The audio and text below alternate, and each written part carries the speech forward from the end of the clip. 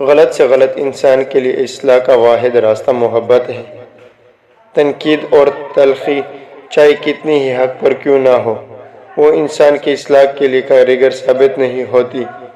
میری اوقات صرف ایک سفید چادر جیسے خود اڑنے کی طاقت بھی نہ رہے گی۔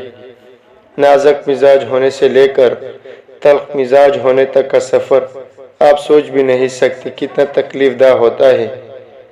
اگر ہمارا اخلاق صرف من پسند لوگوں کے لیے اچھا ہے تو ہم صرف موقع پرست ہیں، خوش اخلاق نہیں۔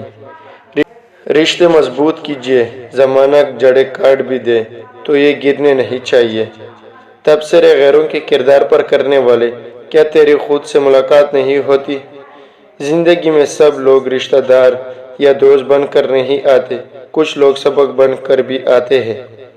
ہمیشہ زندگی اس طرح بسر کرے کہ دیکھنے والے تمہارے درد پر افسوس کی بجائے تمہارے صبر پر رشک کرے۔ بوڑھا ہونے میں ذرا سی دیر نہیں لگتی، بس ذرا سا غم لگ جائے تو انسان بوڑھا ہو جاتا ہے۔ صرف انسان ہونا کافی نہیں، انسان کے اندر انسانیت کا ہونا بھی ضروری ہے۔ اور پھر اللہ حقیقت دکھا دیتا ہے ہر رشتے کی، ہر محبت کی، اور فرماتا ہے بتا کون ہے تیرا میرے سوا۔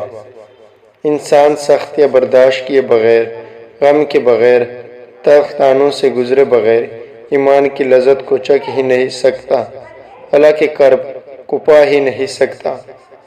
لوگوں کو راضی رکھنا ناممکن ہے اور لوگوں کی زبانوں کو خاموش رکھنا اس سے بھی مشکل ہے۔ رشتوں کا ایک روپ مطلب پرستی بھی ہے۔ کٹ پتلی کی طرح جی حضوری کرتے رہو تو سب ٹھیک، ورنہ رشتہ کچے دھاگے کی طرح ٹوٹ جاتا ہے۔ آپ زبردستی کسی کو دو کاموں کے لیے مجبور نہیں کر سکتے، ایک محبت اور دوسرا عبادت، دونوں دل سے ہوتی ہے اور دونوں کا رشتہ روح سے جڑا ہوتا ہے۔ مزاج کے خلاف بات پر مسکرا دینا لڑنے سے بہتر ہے۔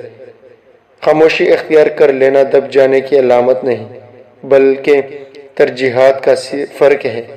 ہر بات اور ہر بندہ جواب کا مستحق نہیں ہوتا۔ زندگی بہت خوبصورت ہے اگر سب اپنی اپنی گزارے۔ ہو سکتا ہے کسی شخص کی نیت درست ہو لیکن اس کا عکس دکھانے والے کی نیت ٹھیک نہ ہو، لہٰذا ہر سنی سنائی بات پر یقین مت کیا کرو۔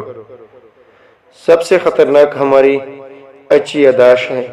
وہ شخص آپ سے ضرور محبت کرتا ہے مگر چھپاتا ہے جو یہ تین کام کرتا ہو۔ وہ شخص آپ سے جڑے رشتوں کی بھی عزت کرے گا جو آپ سے محبت کرتا ہو۔